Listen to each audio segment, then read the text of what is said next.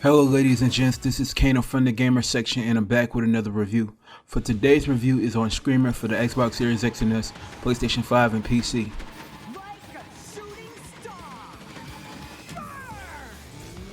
You're thrown into the future Earth, devastated by war and ruled by a powerful mega corporation. In this chaotic world, Screamer racing, illegal, high speed, and dangerous has become the ultimate underground sport. The story follows 5 teams from completely different backgrounds, including soldiers, scientists, corporate elites, pop idols, and Yakuza members, as they compete in a tournament run by a mysterious Mr. A with $100 billion on the line. Their personality, strategies, and conflicts collide in wild and unpredictable ways. It's an intense, action-packed narrative that pulls you straight into a world of glory, ambition, and survival.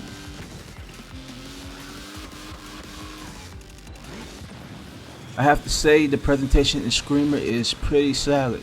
The graphics really impressed me, from the anime style cutscenes that reminds me a lot of Hi-Fi Rush to the nearly realistic look of the cars and environments. The music really stands out in different parts of the game, and I know you'll be tempted to head straight to YouTube to listen to the tracks again. Sound designs also help sell the experience, with car sounds, dialogues, and environmental audio feeling really polished. And on the Xbox Series X version, I know the Screamer runs smoothly at a solid 60 frames per second, making the racing feel tight and responsive.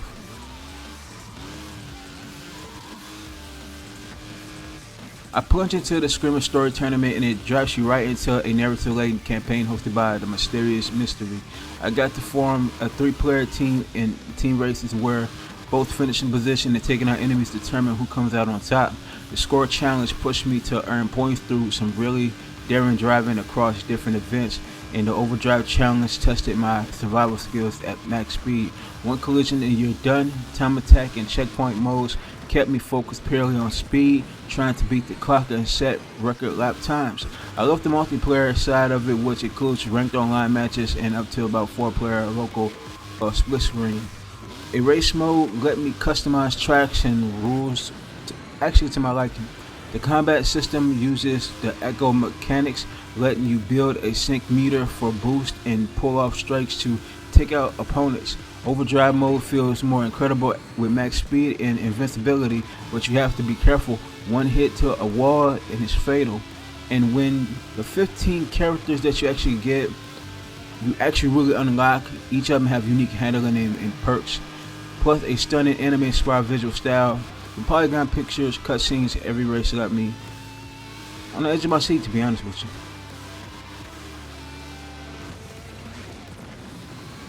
I felt the game interrupts its high-speed races with long visual novel-style story segments, which made the experience feel a little bit of a stop and go and really kind of like broke my immersion a little bit. I found the twin stick controls, with one stick for steering and the other for drifting, to be complex and counterintuitive, making the learning curve steeper than I expected.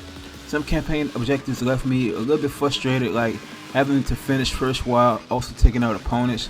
Those goals just don't work together. I noticed steep and inconsistent difficulty spikes, and to be honest, the game lacks enough variety to feel worth its price. Sometimes the core driving felt repetitive, either too simple to be fun or too complicated with time button inputs. I think the game struggles with the actual balance and fast pacing of the racing with the story, and it often feels like it can't quite satisfy us as gamers or just one-hitter quitters that like to just play games for that. But to me, the mix of contrasting elements makes the experience feel patchy and unfocused. In the end, while I enjoyed moments of the game and it felt a little bit of excitement, I felt the clash between narrative and racing basically left me not to be really desired in that way of continuing playing it for long periods of time.